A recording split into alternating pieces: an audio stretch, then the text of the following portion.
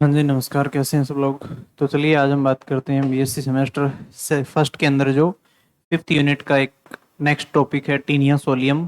Taenia solium के बारे में हम वही जानेंगे जो बाकी ऑर्गेनिज्म की स्टडी कर रहे हैं, जैसे इसका कैरेक्टर क्या है या मॉर्फोलॉजी या स्ट्रक्चर क्या है, फिर उसकी लाइफ साइकिल वगैरह क्या है, इसकी पैथोजेनिसिटी क्या है, इसका डायग्नोसिस क्या है, ट्रीटमेंट क्या है, आदि आदि चीज़ें हम देखें कि कितने होस्ट वगैरह होते हैं। चलिए सबसे पहले स्टार्ट करते हैं टीनिया सोलियम के जनरल इंफॉर्मेशन के बारे में। साइंटिफिक नाम इसका क्या है? Taenia solium. आपको पता है, इसमें कोई डाउट नहीं होना चाहिए शायद। तो साइंटिफिक नाम क्या है इसका? टीनिया सोलियम होता है। क्लियर है। फिर टेनिया इसका जीनस होता है, आपको पता है। सोलियम इसकी स्पीसीज होती है, वैसे हमने पढ़ लिया है फेसियोला हिपेटिका में। सिस्टमेटिक पोजीशन या वर्गीकरण की यदि बात करें तो सबसे पहले किसने किया था? रुपेल्ट एंड बार्नेस नाम के साइंटिस्ट ने किया था। कब? 1994 में। इसकी एक बुक आती है, छठे एडिशन में किया था। क्लियर है। फिर किंगडम होता है इसका एनिमेलिया, पता है आपको। फाइलम होता है प्लेटीहेल्मिन्थीज। क्लास होती है सेस्टोडा। ऑर्डर होता है साइक्लोफाइलिडी। फिर नेक्स्ट फैमिली होती है टीनियडी और जीनस होता है टीनिया और स्पीसीज पाई जाती है कौन सी? सोलियम। टीनिया सोलियम स्पीसीज या प्रजाति होती है इसकी। क्लियर है। नेक्स्ट देखिए, इसके होस्ट की बात करें हम। होस्ट या परपोषी कौन कौन से होते हैं किसके? टीनिया सोलियम के। तो टीनिया सोलियम के परपोषी की जब बात करते हैं, परपोषी का मतलब होता है पर यानी दूसरा या पराया पोष, यानी उस पे रह के भोजन करना या पोषण करना। ठीक है। इंटरमीडिएट या मध्यवर्ती होस्ट होता है इसका, इसको कहते हैं मध्यवर्ती परपोषी। इसको क्या करते हैं? कहते हैं जी मध्यवर्ती परपोषी कहा जाता है। कौन सा होता है? पिग या सुअर होता है। क्लियर है। डेफिनेटिव होस्ट का मतलब हो गया जिसके अंदर वो मेन डिजीज पैदा करेगा, वो कौन सा होता है? ह्यूमन या मानव होता है। ठीक है। अब मॉर्फोलॉजी या आकारी की जब हम बात करते हैं, मॉर्फोलॉजी को क्या कहते हैं? आकारी की। इसमें क्या है? अडल्ट की आकारी की जब बात करेंगे तो बॉडी क्या होती है इसकी? लंबी होती है, व्हाइटिश यानी सफेद होती है।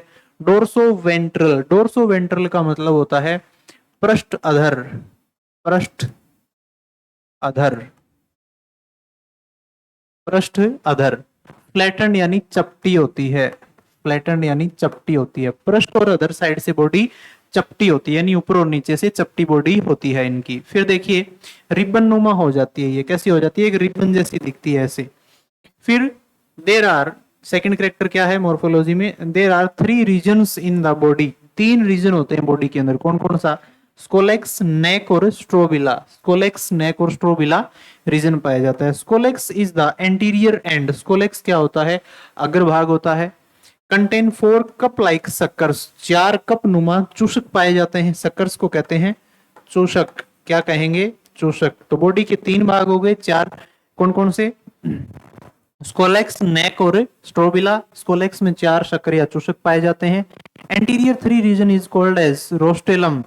एंटीरियर आगे वाले इसके तीन पार्ट क्या होते हैं? रोस्टेलम कहलाते हैं। फिर कार्ड काइटिनस हुक, जिनमें क्या होते हैं? मुड़े हुए काइटिनस के हुक पाए जाते हैं। इस प्रकार से देखिए, ये क्या है? आगे वाला भाग है। ठीक है। ये स्कोलेक्स आगे वाला पार्ट होता है इसका। जैसे इसमें लिखा हुआ देखिए स्कोलेक्स, नेक और स्ट्रोबिला है, तो ये स्कोलेक्स पार्ट है। ये फिर नेक पार्ट आ जाता है। ये कौन सा है? स्कोलेक्स भाग होता है इसका। फिर ये आ जाता है नेक। ठीक है। फिर इसके नीचे जो पार्ट चलता है इसका, वो क्या कहलाता है? स्ट्रोबिला रीजन होता है लास्ट वाला। अब देखिए इसका जो ये भाग है, इसको हमने क्या किया? इतने भाग को जूम करके दिखाया है। तो इसमें हम देखते हैं कि चार क्या पाए जाते हैं? सकर्स पाए जाते हैं। ये क्या है? चारों के चारों सकर्स होते हैं। लिखा हुआ है ना, चारों सकर्स होते हैं। और क्या पाया जाता है इनमें? रोस्टेलम बीच में पाया जाता है। फिर क्या होता है? दो हुक पाए जाते हैं, दो रो में हुक पाए जाते हैं। देखिए दो रोज में क्या होते हैं? ये हुक होते हैं दो लाइन में। और क्या होता है? स्मॉल हुक होते हैं और बड़े ये हुक हैं। फिर हुक के अंदर भी क्या है? देखिए जो एक नंबर डायग्राम है ए, ये तो है स्कोलेक्स पार्ट दिखाया हुआ है। जो बी है ये फ्रंटल व्यू है। टीनिया सोलियम को जब सामने से ऐसे देखते हैं आप तो वैसे दिखाई देता है। सी यानी ये डायग्राम किसका है? छोटा हुक होता है। और ये डायग्राम किसका है? बड़ा हुक होता है, लार्ज हुक होते हैं। ये क्या करते हैं? पैरासाइट से चिपकने में, पैरासाइट होते हैं और परपोसी से चिपकने में हेल्पफुल होते हैं। इसकी नेक जो होती है वो शॉर्ट होती है, नैरो यानी पतली होती है, तथा अनसेगमेंटेड यानी खंड नहीं पाए जाते हैं। और strobila is divided into several segment. Strobila अलग अलग खंडों में बंटा हुआ होता है, सेवरल यानी बहुत सारे खंडों में बंटा हुआ होता है। इन खंडों को प्रोग्लोटिड नाम दिया जाता है, ये हमने पढ़ा है। और प्रोग्लोटिड जब त्यागे जाते हैं तो एपोलाइसिस क्रिया भी हमने देखी है। ये प्रोग्लोटिड क्या है, इसके खंड ही हैं टीनिया सोलियम के, स्ट्रोबिला पार्ट के, और कुछ भी नहीं है। अगला कैरेक्टर क्या है मॉर्फोलॉजी में, इसमें each proglottid contains both male and female reproductive organs. प्रत्येक प्रोग्लोटिड के अंदर, अब देखिए क्या है, ये आगे वाला पार्ट स्ट्रोबिला है, सपोज इसका ये स्ट्रोबिला है, फिर इसकी नेक आ जाती है पतली सी, फिर इसके अंदर आगे का पार्ट जो है, इस पार्ट में क्या होता है, छोटे छोटे खंड पाए जाते हैं। इन खंडों को क्या कहा जाता है, प्रोग्लोटिड। और हर एक प्रोग्लोटिड में मेल और फीमेल बॉडी पार्ट या रिप्रोडक्टिव ऑर्गन देखने को मिलते हैं। क्लियर है। अगला कैरेक्टर क्या है, in the posterior region there are several gravid proglottid. पीछे वाले भाग में क्या होते हैं, ग्रेविड प्रोग्लोटिड होते हैं। ये वाला पीछे वाला भाग जो है, इसमें क्या पाए जाते हैं, ग्रेविड प्रोग्लोटिड यानी ग्रेविड खंड पाए जाते हैं। ये क्या पाए जाते हैं, ये क्या होता है, फर्टिलाइज्ड एग होते हैं। यानी ग्रेविड प्रोग्लोटिड में क्या होता है, एग पाए जाते हैं, निषेचित अंडे पाए जाते हैं। फिर इसके कुछ लार्वा है फॉर्म होते हैं, जैसे एक है सिस्टिसर्कस। ये क्या है देखिए, it is bladder like sac filled with clear watery fluid. Bladder नुमा संरचना या थैली, ब्लेडर नुमा थैली होती है एक, जिसके अंदर सीधा का सीधा पानी भरा रहता है और कुछ नहीं होता है, पानी जैसा द्रव्य भरा रहता है। उसके बाद जो सिस्टी सर्कस है, the wall of bladder consist of an outer cuticle and inner mesenchyme. यानी जो ब्लेडर है, इसकी बाहर की जो है वो तो क्यूटिकल से बनी हुई होती है, और इनर सेल या इनर पार्ट जो होता है ब्लेडर का, वो कैसा होता है, मिजेनकाइम का बना हुआ होता है, यानी मिजोडर्म से थोड़ी less develop structure. Third character क्या है सिस्टी सर्कस का, प्रेजेंट ऑफ स्कोलेक्स, स्कोलेक्स भी इनमें पाया जाता है। फिर आगे अगला कैरेक्टर या लार्वा कौन सा, हेक्साकैंथ। ये क्या है, it poses a pair of penetration gland. Penetration gland इनमें क्या होती है, पाई जाती है। सेकंड क्या है, it is surrounded by two hexacanth membrane. Penetrating gland पाई जाती है, और ये क्या होता है, दो हेक्साकैंथ मेम्ब्रेन से ये ढका रहता है। नेक्स्ट क्या है, लाइफ साइकिल की यदि बात करें इसके, तो लार्वा पढ़ लिए, दोनों अब पढ़ते हैं लाइफ साइकिल या जीवन चक्र। लाइफ साइकिल में क्या होता है, इंटरमीडिएट होस्ट होता है पिग, उसमें चलेगा तो कैसे चलेगा, फिर ह्यूमन में चलेगा तो कैसे चलेगा, इन दोनों को देखना है। तो पिग के अंदर देखिए ये क्या करता है, the gravid proglottid excreted with human faces. Human या इंसान के मल के साथ ग्रेविड प्रोग्लोटिड त्याग दिए जाते हैं, क्योंकि ग्रेविड प्रोग्लोटिड क्या है, उसके पिछले भाग में जो खंड पाए जाते हैं वही ग्रेविड प्रोग्लोटिड है। उन खंडों में नर और मादा दोनों जनांग या एग्स, जो निषेचित अंडे होते हैं, वो पाए जाते हैं। ठीक है, ये निषेचित अंडे मनुष्य के फेसेस या मल के साथ बाहर आ गए। इनमें क्या पाया जाता है, लगभग 40,000 अंडे होते हैं इस टाइम पे। और कंज्यूम्ड बाई पिग, ये क्या किए जाते हैं, सूअर के द्वारा ये अंडे खा लिए जाते हैं, क्योंकि इंसान का मल सूअर के द्वारा खा लिया जाता है, तो उसके साथ लगभग 40,000 एग्स इंजेस्ट कर लिए जाते हैं, खा लिए जाते हैं। नेक्स्ट देखिए पिग के अंदर क्या होगा, इन द ड्यूडिनम, सूअर की ड्यूडेनम या छोटी आंत में क्या होगा, the outer cell is degraded releasing the 6 hooked oncosphere called hexacanth. यानी सूअर की छोटी आंत या ड्यूडेनम के अंदर क्या हो जाएगा, इसका जो हेक्साकैंथ, पहले जो कौन सा लार्वा है, ऑन्कोस्फियर लार्वा है, ये हेक्साकैंथ में कन्वर्ट हो जाएगा और 6 हुक नुमा स्ट्रक्चर निकाल लेगा। हेक्साकैंथ का मतलब होता है कि इसमें 6 हुक नुमा संरचना पाई जाती है, तभी इसको हेक्साकैंथ कहा जाता है। तो सूअर की आंत में जाते ही ऐसे दिखाई देने लगेगा, 6 हुक नुमा संरचना बना लेगा। Which possess a pair of penetrating gland and surrounding by 2 hexacanth membrane, जिसके चारों ओर क्या पाया जाएगा, 2 हेक्साकैंथ की झिल्लियां या मेम्ब्रेन पाई जाएंगी। तो आसान है एकदम। ये देखिए ये क्या होता है, इसका लाइफ साइकिल होता है। जैसे देखिए सबसे पहले इसने बताया है कि इधर से लेकर ये पार्ट, इधर तो क्या है, डेफिनेटिव होस्ट है, फिर यहां से लेकर ये वाला, ये क्या है, इंटरमीडिएट होस्ट है यानी मध्यवर्ती होस्ट है। ये वाला भाग जो है ये आउटसाइड है। क्लियर है। तो देखिए सबसे पहले क्या हो गया, ये सुअर ने इसको इंजेस्ट कर लिया, इंजेस्ट कर लिया यानी अंतर्ग्रहण कर लिया, आउटसाइड से अंतर्ग्रहण कर लिया। ठीक है, किसको, ह्यूमन फिश को खाया सुअर ने, या मानव के मल को खाया सुअर ने। ये फेसेस के अंदर क्या था, आउटसाइड में जो फेसेस पड़ा हुआ उसके अंदर अंडे थे, इन अंडों को सुअर ने खा लिया, स्मॉल इंटेस्टाइन में चला गया। स्मॉल इंटेस्टाइन में जाते ही क्या हो गया, ये ओंकोस्फीयर हेक्साकेंथ में कन्वर्ट हो गए और 6 हुक लाइक संरचना बन गई। देखिए 3 4 5 और 6 संरचना इसकी बन चुकी है। क्लियर है। ये बनते ही माइग्रेट की मसल्स और नर्वस सिस्टम में गई। नर्वस सिस्टम से ये डेवलपमेंट ऑफ मेटासेस्टोड इन मसल्स यानी मेटासेस्टोड स्ट्रक्चर में चली गई और स्कोलेक्स क्या हो गया, सिस्टिस सर्कस में कन्वर्ट हो गया आगे जाके ये लार्वा। फिर नेक्स्ट देखिए, इंजेक्शन किया स्टमक ने, यानी इस सूअर को मान लीजिए किसने खाया, ह्यूमन ने खाया। ये सूअर के इंटेस्टाइन के अंदर ऐसा बन रहा है, ये लार्वा स्टेज कन्वर्ट हो रही है। अब किसने खाया, ह्यूमन ने इसको खाया, यानी इवेगिनेटेड स्कोलस सिस्टिस सर्कस, यानी ये बन गया। जैसे ही ह्यूमन के स्टमक में गया ये, तो फिर स्टमक के बाद यहाँ से जैसे स्मॉल इंटेस्टाइन में और ये ह्यूमन में घूम रहा है, तो ये टीनिया सोलियम ऐसे बन गया। ये सेक्सुअली क्या हो गया, मैच्योर हो गया। डेफिनेटिव होस्ट वही होता है जनरली जहां क्या हो जाए, पैरासाइट सेक्सुअली मैच्योर हो जाए। तो ये सब कुछ चल रहा है। फिर ह्यूमन ने फेसिस को रिलीज किया, इन अंडे आए, इसके साथ अंडों को सूअर ने खाया, सूअर से वापस सूअर को खाया किसने, ह्यूमन ने खाया। तो वो लार्वा फॉर्म सिस्टिस सर्कस के फॉर्म में वापस चली गई। क्लियर है। आपको याद रखना है कि ओंकोस्फीयर के रूप में सूअर के पास आता है, ये ओंकोस्फीयर से हेक्साकेंथ में कन्वर्ट हो जाता है, हेक्साकेंथ से सिस्टिस सर्कस बनेगा मानव में, सिस्टिस सर्कस से कंप्लीट डेवलप हो जाएगा, सेक्सुअली मैच्योर हो जाएगा। नेक्स्ट देखिए प्रिवेलेंस क्या है इसका, तो देखिए क्या है, Taenia solium mainly affects the health and, यानी किस किस को इफेक्ट करेगा, health and livelihood of subsistence farming communal developing countries of Africa वगैरह अमेरिका। यानी ये क्या करता है, फार्मिंग कंट्री जो होते हैं इनको ये अफेक्ट करता है, यहाँ ज्यादा आतंक मचाता है। It is common in areas where a husbandry practices and such that pigs and cattle come into contact with human faces। यानी सबसे काम की बात यह है कि ये ज्यादा इफेक्ट कहाँ करेगा, उन कंट्रियों में जहाँ फार्मिंग वगैरह खेती वगैरह ज्यादा होती है, या फिर जो पालतू पशु ज्यादा रखते हैं, सुअर गाय भैंस वगैरह, जो क्या कर लेती हैं, ह्यूमन फिश को खा लेती हैं। ऐसे जो एनिमल होते हैं रखे जाते हैं वहां पे ये डिजीज ज्यादा होती है।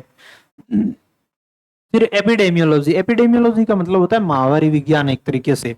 वो क्या, देखिए इसकी स्टडी या वगैरह कैसे की गई, इसको क्या कहते हैं। 2015 में क्या हुआ, WHO ने food borne disease burden epidemiology reference group identify किया taenia solium as a leading cause of death from food borne disease. यानी 2015 में WHO ने देखा कि फूड बॉर्न डिजीज से कौन किससे ज्यादा मर रहे हैं, तो इसमें टीनिया सोलियम ज्यादा आतंक मचा रहा था, जिसके अंदर देखा गया कि resulting in considerable total 2.8 million disabilities adjust हो रही थी। दिल्ली के दिल्ली 2.8 मिलियन लोग डिजीज्ड हो रहे थे। क्लियर है, इसमें इतना ही देखना है आपको।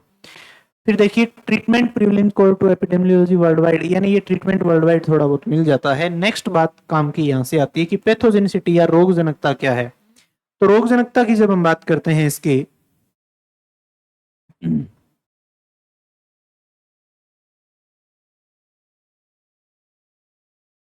देखिए रोग जनकता में क्या है, पैथोजेनिसिटी को कहते हैं रोग जनकता। रोग जनकता, इसमें देखिए टीनियसिस रोग फैलाता है। ये कौन सा रोग फैलाता है, taeniasis by adult Taenia, adult Taenia के द्वारा फैलता है। व्हेन द इन्फेक्टिव या इन्फेक्शन इज सिम्टोमेटिक, जब संक्रमण सिम्टोमेटिक हो जाए, लक्षण दिखने लगे, तो क्या हो जाता है, वेग्यू, और क्या हो जाता है, एब्डोमिनल डिस्फॉर्मेट, यानी एब्डोमिनल डिस्कम्फर्ट, यानी एब्डोमिनल कैविटी डिस्कम्फर्ट हो जाती है, सही से नहीं रहती है। उसके बाद इनडाइजेशन की प्रॉब्लम हो जाती है, डाइजेशन ठीक नहीं होता है, नोइजिया हो जाता है, डाई एंड वेट लॉस हो जाता है। ठीक है, तो ये कैरेक्टर होते हैं टीनियसिस के। Occasional case of acute intestinal obstruct, यानी एक्यूट का मतलब होता है बहुत ही ज्यादा प्रभावी या खतरनाक केसेस में क्या होता है, कई बार इंटेस्टाइन खराब होने लगती है। एक्यूट अपेंडिसाइटिस, यानी अपेंडिसाइटिस होने लगता है अपेंडिक्स में। एंड पैंक्रियाटाइटिस, ये अपेंडिसाइटिस यानी अपेंडिक्स में, पैंक्रियाटाइटिस यानी पैंक्रियाज है ऑल्सो बीन रिपोर्टेड, यानी यहां तक कि पैंक्रियाज भी इसमें प्रभावित हो जाता है। ये सब कुछ लिखा हुआ है।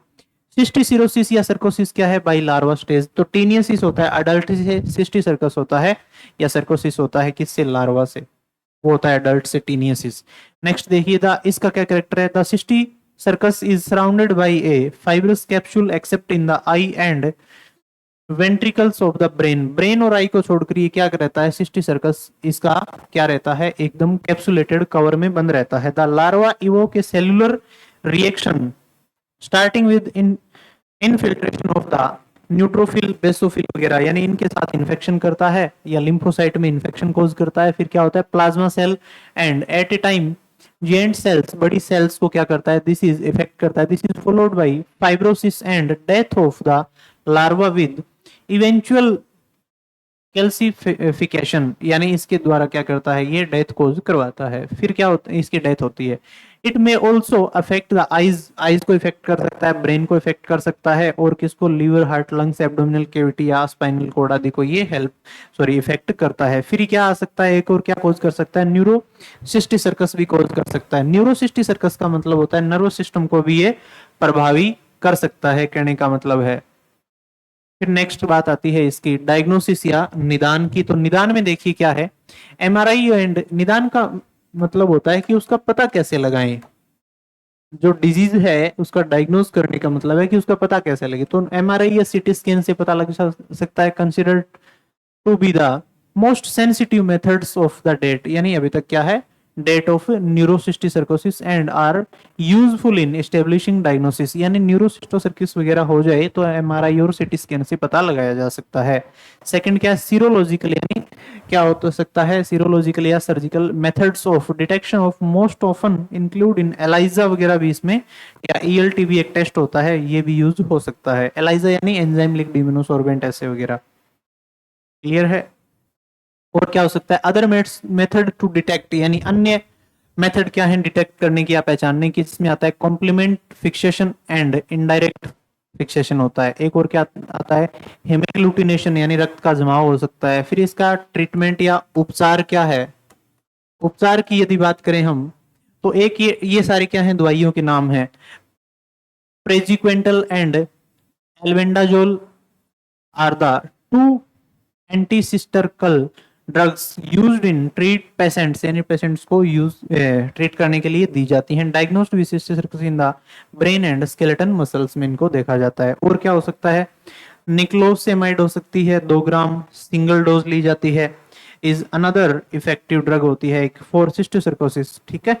तो ये सब कुछ इसमें देखा जाता है। ये सारी की सारी क्या है, इसमें अवॉइडेंस वगैरह है, प्रोफाइलेक्सिस यानी बचाव क्या है इसका, तो ये अवॉइडेंस करने की, यानी फूड वगैरह ढंग से खाना चाहिए। या फिर जो होता है सिस्टिक सर्कस क्या होता है, 56 डिग्री पे मर जाता है, 5 मिनट के लिए रखें तो फिर साफ हो जाता है। Improvement of hygienic and sanitize करके चीजों को रखें। अल्टरिंग इंफ्रास्ट्रक्चर, यानी लोगों को अलर्ट करें, जागरूक करें, ये सब कुछ इसमें रखा गया है और कुछ भी नहीं है, ठीक है। तो ये कंप्लीट हो चुका है टीनिया सोलियम। अब 1-2 टॉपिक बचे हैं, इंसेक्ट पेस्ट मैनेजमेंट वगैरह, उसको हम नेक्स्ट देख लें। इंसेक्ट पेस्ट मैनेजमेंट, एक सेरिकल्चर और एपीकल्चर बचा है, फिर ये आपका सिलेबस बीएससी फर्स्ट ईयर का कंप्लीट हो जाएगा ऑलमोस्ट, ठीक है। तो थैंक यू सो मच।